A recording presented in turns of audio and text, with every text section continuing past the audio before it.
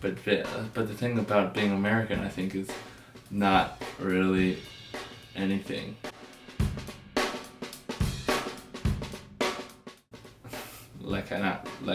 Because it's such a mishmumble of people and culture and diversity that anybody can be American.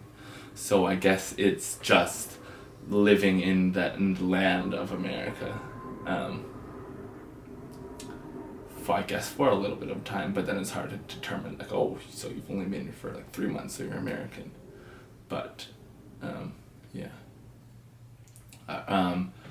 Maybe when I go to my Christmas dinner, when there's my whole family from my dad's side is there, who is Chinese immigrant, and they are all immigrated when they were very small, and now they're very well to do, which is kind of the quote unquote American dream, and I think there's a lot of problems with the idea of American dream, but I think a lot of what America represents is like opportunity, I guess, or like being able to do things. Of course, I think it's flawed in a lot of ways, but it does. I can see from my own family that we were able to get opportunities, like be like a judge or something, which is my uncle is. Ooh. Okay, so I felt most American in France when I was on the subway, and everyone was proper and in their place, and it was like 90 something degrees out, and there was a lady wearing all white, and we were jammed into the subway, and I sweat right onto her white dress. And she looked at me like I was the most American piece of crap she'd ever seen.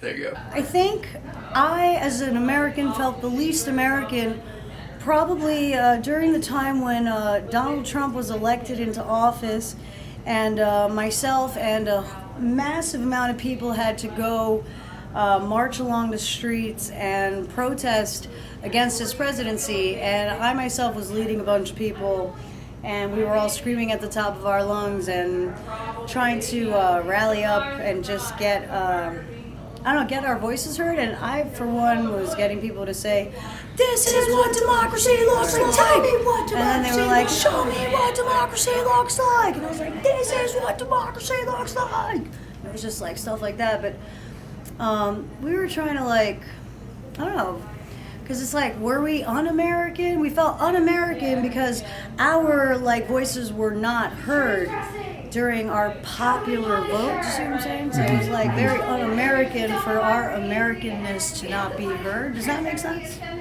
Right? So, it's kind of like, it also felt pretty un-American when protesters were being thrown off and being scrutinized for trying to say what they felt and how they heard, or what they believed in. Does that make sense? Totally. See what I'm saying? Mm-hmm. So perfect. It feels pretty un-American to not be heard.